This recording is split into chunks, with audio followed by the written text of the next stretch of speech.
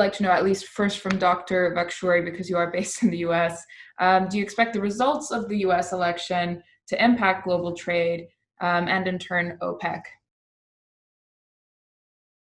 Yes, of course. That's going to be one of the major impacts of the U.S. Election on the global energy market, because obviously, if we would have a President Biden in the White House, we are going to expect that the peak oil, especially peak heavy oil demand, to reach way faster than if we had President Trump in the White House. And this is going to have, yes, significant impact on the regulations, because especially if the Congress, the next Congress is majority dominated by Democrats, then the climate change regulations, all these carbon trade and taxes that Dr. Sabban mentioned, are going to go implemented and moved way faster in the United States, because in terms of regulations, US is still behind Europe in terms of implementing regulations, but that does not mean that the whole country is behind in the whole process of moving forward. So imagine if there is just a regulation inside the United States that the octane of gasoline should move, like let's say 1 or 2 degrees higher, just slightly above what it is today. Obviously, the demand for gasoline would peak in US way faster, and people would move quicker inside the United States toward the EVs, which is a huge market for driving in the world. So I would say yes, the US election is going to have a significant impact on the global climate change speed in terms of regulations and taxes and the speed that they're going, and also about the peak oil demand. Something that I would like to add to what Dr. Sabban mentioned is that there is no really clean way of producing energy. And if, let's say, I would like to make an example of wind energy, there is all these discussions in US about when these wind turbine blades are retired. There are massive graveyards for these wind blade turbine, which it takes a lot of process and significant amount of energy to recycle them. So there is not really any clean way of producing energy. And again, all these climate change discussions are solely focusing on carbon emissions. So there are many other issues that it's important to be considered when we're talking about the impact of process of energy production and the whole process of this huge industry and the climate change. Yeah, definitely. And I guess next time I'll invite you guys for an energy transition talk, because we're hearing so many interesting points, and I'd love to go even further into that. But I am going to keep us on track.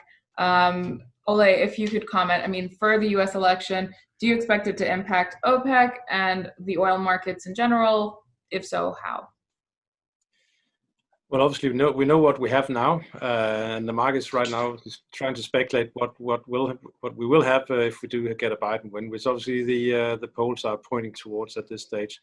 I think the initial reaction in the market is setting himself up for a Biden win, and one with more a stronger regulatory environment, which potentially will slow the recovery in the U.S. oil field. But at the same time, it may also just have from a growth perspective, a negative impact, because it could send prices higher after November 3, and that obviously is counterproductive at this stage where we don't need more production, we need just stable production.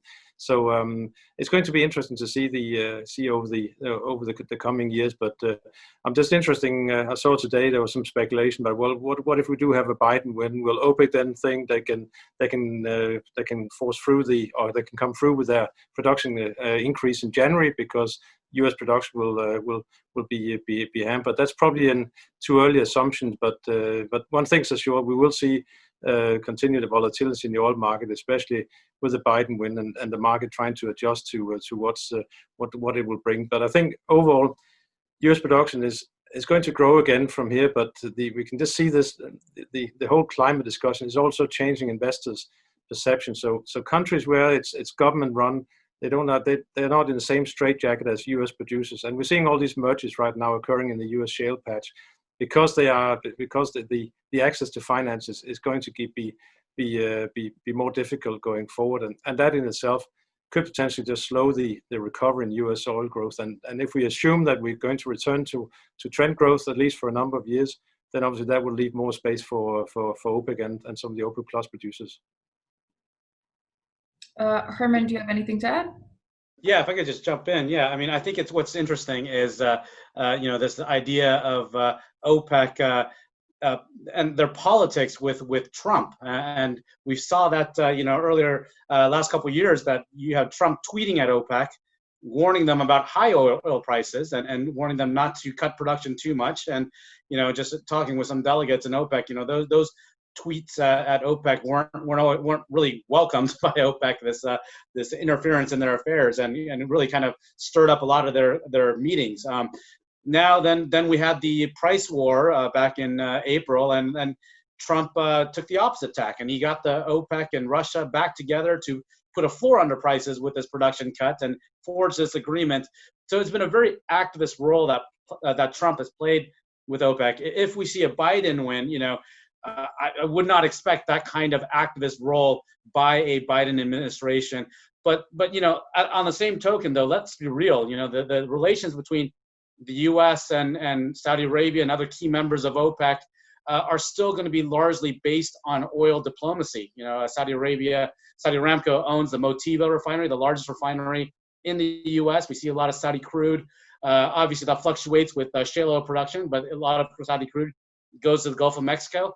A lot of Iraqi crude goes to the Gulf of Mexico. We see Nigerian crude sometimes going to the east coast of the U.S., competing in some cases against shale oil. But these trade flows are not going to stop just because of a Biden presidency, and it's going to be based on arbitrage economics. And so, to Mr. Al Sabban's point, we live in a globalized environment. It's a global oil market, and anything that causes the price of oil to wobble is going to impact consumers and producers worldwide in some way. So, I expect that there will be a lot more back channel talks between Biden and members of OPEC on oil policy. It won't be as maybe assertive as Trump has been, and the tenor of those talks may be different, and the content of those talks may be different. But there's not going to be a stopping of oil diplomacy, even with a change in administration, in my view.